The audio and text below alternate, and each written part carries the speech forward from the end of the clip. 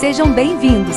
Fique agora com o programa Espiritismo em Nossas Vidas com Wagner Ideale, sempre com temas que estão ligados ao nosso dia a dia. Olá pessoal, vamos a mais um programa Espiritismo em Nossas Vidas. E hoje eu escolhi um tema recorrente, um tema que você vai ver a todo momento alguém fazendo uma preleção, uma palestra. É um tema que não é nada novo. Eu mesmo, há pouco tempo atrás, fiz aqui um programa falando sobre o passe, e no trabalho do passe, que eu vou falar um pouco aqui hoje também, abordou-se o fato da influência espiritual.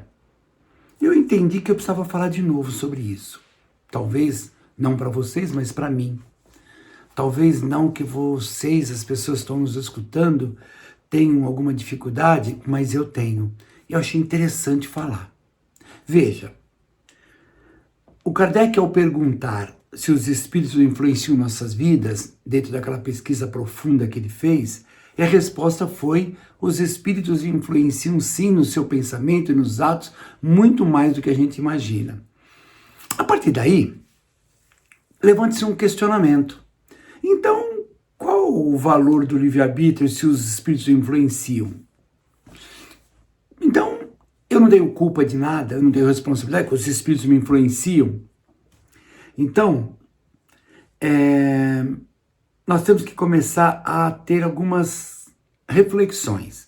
A pergunta essencial, eu estou olhando para baixo, que eu tenho aqui um texto na tela do meu computador para me ajudar. Como pensamentos, emoções e escolhas podem abrir campo para sugestões espirituais? Essa que é a questão. A questão é o quanto eu estou abrindo campo para permitir essa influência. O quanto eu penso, eu estou agindo e eu estou perturbando o meu campo mental. Aí está lá escrito: a vigilância mental torna-se tarefa permanente educativa. Meu Deus, quem é que aguenta? Quem é que consegue? E toda vez que eu falo alguma coisa sobre perturbação espiritual, eu lembro, há 40 anos atrás, quando um amigo muito, na época, ainda encarnado, agora está na espiritualidade, um amigo que muito me ajudou no conhecimento espírita, ele era um senhor já naquela época, ele falava para mim assim: olha, Wagner, se você conseguir manter um tiquinho assim, o seu pensamento elevado, nada nesse mundo vai te perturbar. Isso nunca saiu da minha cabeça. Claro. Por quê? Porque nós infringimos leis, seja dos homens ou leis eternas, a todo momento.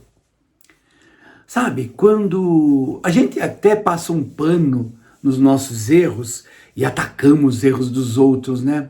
Quando eu assisto um canal por assinatura pirata, isso é crime. Mas a gente faz, tá tudo certo.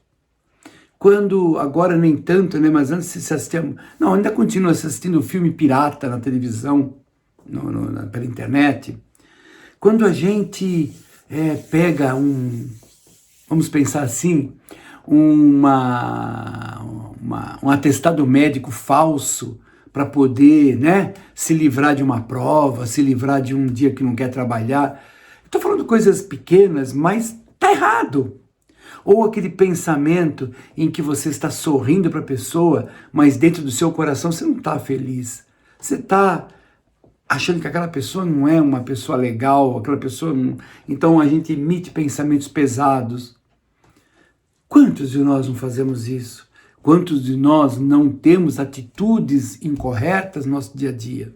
E tudo isso soma-se para ter perturbação. Ah, mas isso é uma coisa pequena. Pois é, esse que é o problema. Isso é uma coisa pequena. Ah, eu não fiz nenhum ato ilícito grande. Pois é, mas esses pequenos que vão se somando. Porque, veja bem, nós estamos num mundo encarnado rodeado de espíritos, a toda a nossa volta. Veja, pensamento leva emoção, que leva a intenção, que leva ao sintoma. O padrão elevado seria caridade, perdão e humildade favorece a aproximação de espíritos benevolentes. Mas quando se fala em caridade, não é só a cesta básica. Fosse isso, era fácil.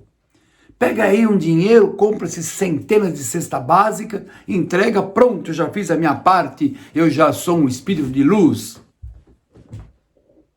Só que não é isso. Caridade é muito mais do que coisas materiais. Não que esteja errado, não está errado, mas é uma parte pequena. A parte difícil da caridade é a caridade no ouvir, a caridade no falar, a caridade no enxergar. Isso nós não temos. Nós não temos essa caridade. Alguns têm, muito poucos. Caridade na forma que eu me dirijo ao próximo.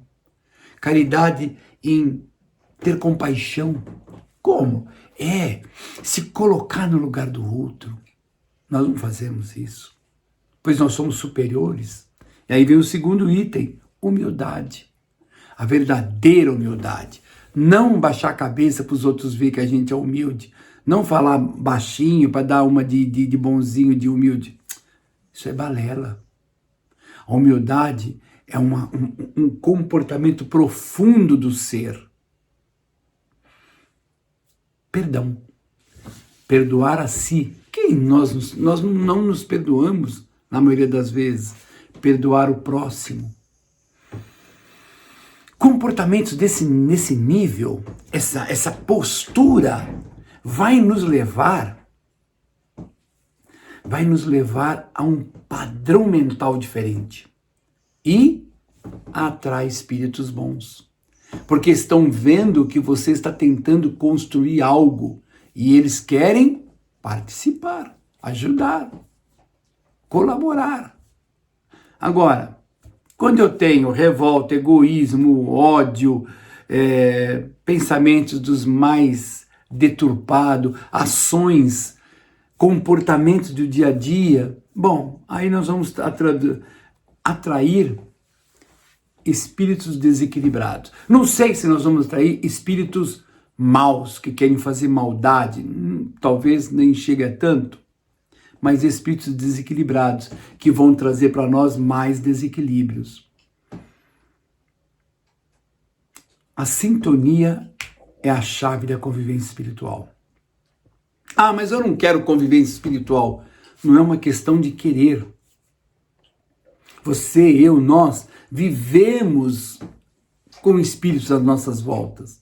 Você está andando na rua, ah, mas eu ando a pé. Você está andando no ônibus, no carro, você está com entidades junto. Você está no meio social, você vai numa festa, você vai num evento, você está assistindo uma aula, você está fazendo o seu trabalho, você tem entidades em volta. A única coisa que bloqueia espíritos perversos, espíritos equilibrados, é pensamento elevado, ações elevadas. Não existe outro mecanismo. Claro, óbvio, a prece. Você vai começar o seu trabalho, você faz uma prece do fundo do seu coração, simples, objetiva. Criou-se uma energia à sua volta, você já afastou.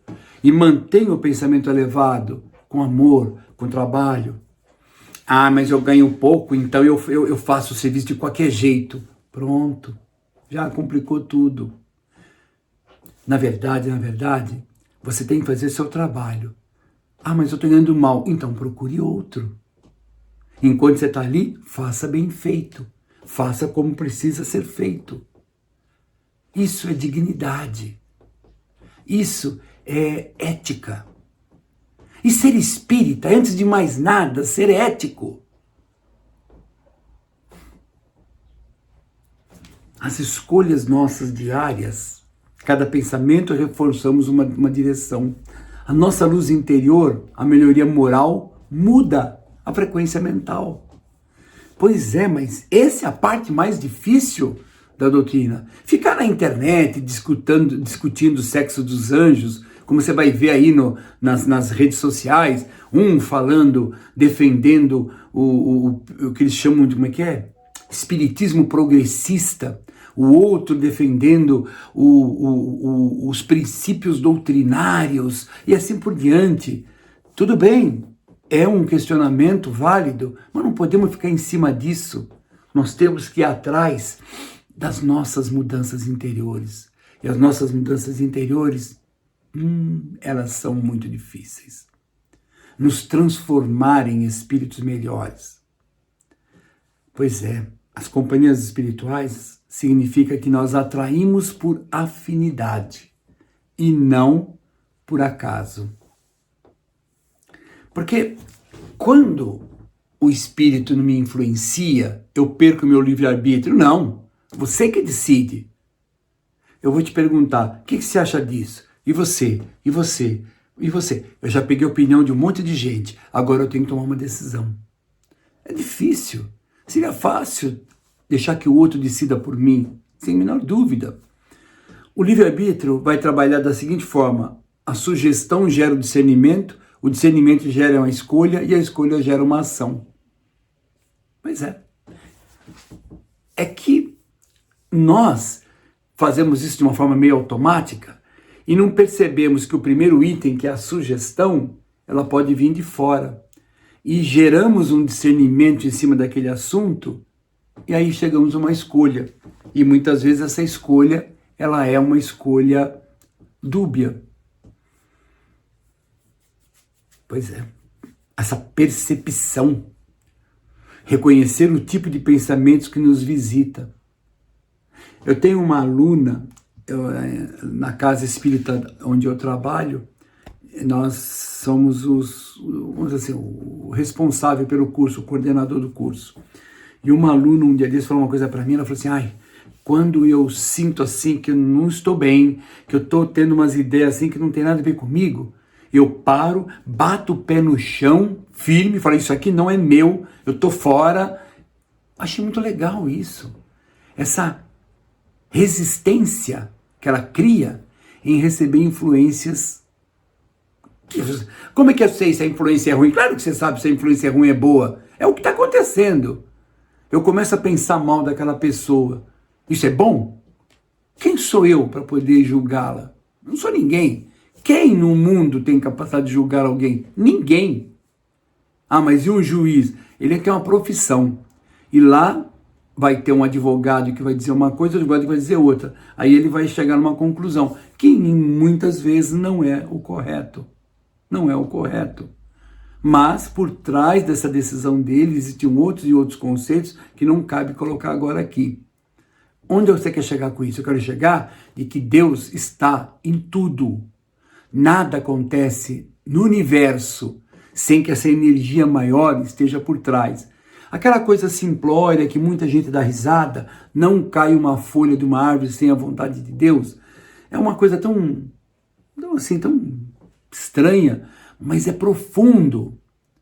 Então não tem livre-arbítrio? Tem. Porque Deus já sabe antecipadamente o que você vai fazer. Eu estava pensando em fazer uma coisa não muito ética, mas agora eu vou fazer direitinho, tá vendo? Olha aí, quer me enganar que Deus, na sua inteligência, no seu poder, que abrange todo o universo, ele não sabe disso?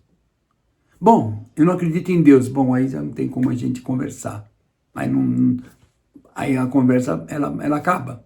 Porque tudo que eu estou falando partindo do princípio que existe um Deus, que é a causa primária de todas as coisas do universo e inteligência suprema. Ou seja, nada é mais inteligente do que Deus. Esse contexto, eu até estou preparando um programa para trabalhar René Descartes, Spinoza e Kardec, porque eu percebi que essa sequência ela é bastante coerente em função do raciocínio lógico. E o raciocínio lógico, sem preso a políticas, a preconceitos e tudo mais, uma análise lógica fria, nos leva a entender que Deus existe. Não tem como. Não tem como. Eu recebi de um aluno uma série de postzinhos de um cientista que ganhou prêmio Nobel, e embaixo ele explicando por que ele acredita em Deus. Aí outro e outro, mas só nomezinhos assim, top do top do top, né? Estamos falando de cientistas na área da química, da física e tudo mais, que ganharam os prêmios Nobel. Tá? E todos eles acreditam em Deus. Ah, mas tem cientista que é materialista. Ele é materialista, meus amigos, até a hora que a dor aparecer. A hora que a dor aparecer, esse materialismo todo some. Porque é todo está mais ligado a um contexto político, a interesses. Porque, desculpa, a pessoa tem toda aquela pose de inteligente, aquela pose toda, mas pode ter certeza, a hora que a dor pegar brabo, que dor? A dor dele, a dor de uma pessoa muito querida dele, ele vai atrás. Ah, vai sim, pode acreditar nisso. Então, a qualidade das companhias espirituais é de fundamental importância. Como falamos, caridade, perdão e humildade são 3 fatores básicos para que nós possamos atrair espíritos bons. E revolta, egoísmo, ódio, dali, do egoísmo, abre um leque de coisas em nossas vidas. Do ódio, então, gera-se uma infinidade de comportamentos que vai fazer com que nós somos atraídos por A ou por B. Somos responsáveis por cultivar as condições espirituais que favorecem bons amparos. Há pessoas que gostam de dizer, mas por causa dele aconteceu isso, por causa dela eu estou assim. Não existe isso. A vida que eu tenho, as coisas boas, é graças ao meu trabalho e à ajuda que eu tive. As coisas desequilibradas é graças somente a mim, a mais ninguém. Precisamos ter isso em mente. Quando algo bom nos acontece, a gente considera graças a alguma coisa boa que você fez, um trabalho e tudo mais. Então, isso aí é fato, mas também é fato de que há ajuda espiritual, há ajuda de outras pessoas. Então, para fazer o bem é um conjunto. Agora, quando a gente faz besteira, não, aí é só nosso. Mas e os espíritos? Eles só vieram porque nós demos abertura. Aí a coisa acaba complicando. O passe, que nós já falamos em outro programa, mas vamos repetir aqui, ele é uma figura fundamental para nos ajudar no equilíbrio. Ele é uma ação simples, não é ritual mágico, é recurso que é auxílio espiritual e magnético. O passista serve como instrumento de cooperação espiritual. A finalidade é apoiar o reequilíbrio em substituir, sem substituir o esforço pessoal. Isso é fato. Eu vou lá no centro espírita, não estou bem, eu tomo passe, esse passe tira uma série de energias desequilibradas, eu respiro melhor, eu estou bem, e eu posso então começar a treinar, melhorar. Sabe, você está com uma gripe, um resfriado, então você toma um remédio, um chá, um remédio, e você melhora. Ótimo. Então agora eu sei que eu devo evitar fazer aquilo outro, para que eu não volte a ter de novo aquele problema. No lado moral é a mesma coisa. Eu vou tomar o passe me equilibra energeticamente. Se eu voltar a ter comportamentos equivocados, eu vou ter problema de novo. Mas eu não gostaria. Então nós temos que começar a mudar. O nome disso? Reforma íntima.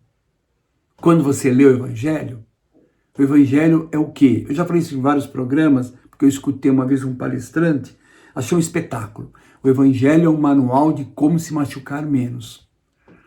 Claro que se eu vivesse o Evangelho em toda a sua plenitude, não com esse contexto religioso, nada disso. Viver os ensinos de Jesus em toda a sua profundidade, em toda a sua grandeza, a gente não se machuca, a gente não tem problema. O passe, então, eu tenho aqui um escritozinho, vai me dar equilíbrio emocional, alívio de perturbações, me fortalecer espiritualmente e fazer uma harmonização nos meus centros de força para que eu fique bem. Então, passe, pensamento, o passe é fundamental, é importante na nossa vida, que nós tenhamos como uma ajuda para a gente melhorar. Claro, nunca, jamais você vai substituir, retirar a medicina e colocar o passe. Jamais. Aí eu fui num centro espírita que falaram para mim que eu tinha que largar o médico lá e ficar só fazendo tratamento espiritual com eles. Eu, nesse lugar, eu nunca mais voltaria nesse centro espírita. Porque algo está errado aí. Em primeiro lugar, você vai procurar um médico, psicólogo, psiquiatra, sei lá o que for. O profissional da área de saúde. Vai fazer o tratamento lá.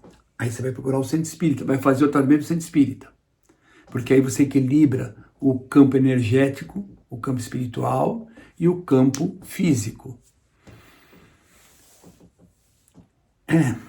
Uma coisa que vai ter. Muitas vezes os problemas, com o passar do tempo, a gente vai dizer, ele se resolveu sozinho. Na verdade, não resolveu sozinho. Na verdade, coisas aconteceram de forma pontual e as coisas se resolveram. Problemas morais exigem reforma íntima e mudança de atitude. Um problema físico pode ser que com o tempo se resolva. Você estava com um problema, uma dor, ela acabou se resolvendo. Mas os problemas morais, eles não vão resolver por si só. Nós temos que mudar internamente. Temos que reconhecer, ter consciência e nesse reconhecimento fazer as mudanças.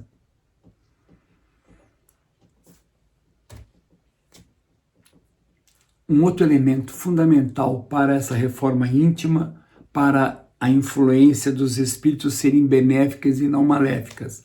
Prece. Sim. A prece, a primeira prece que a gente aprende, aquela mais simples, ou a mais importante às vezes nas nossas vidas, pelo menos para mim, é a prece do pedido, buscar força, orientação e serenidade. Quando a gente pede para Deus, pede para os espíritos superiores que nos ajude, que estamos passando por uma dificuldade. Eles vão ajudar, pode ter certeza disso. Talvez não do jeito que a gente gostaria que fosse, mas vai. Agradecimento. A prece do agradecimento é uma prece que nós devíamos focar mais nela. Agradecer o que aconteceu, agradecer aquilo que veio.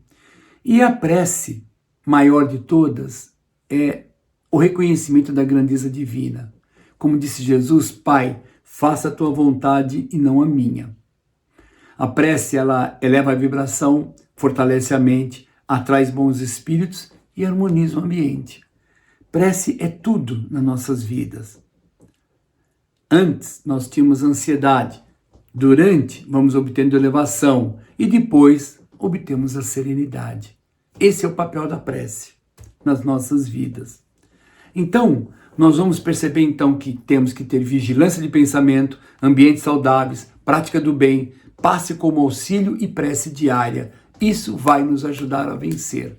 Isso vai nos ajudar a vencer tanto problemas morais como outros tipos de problemas também, nesse constante, nesse contexto de todo dia.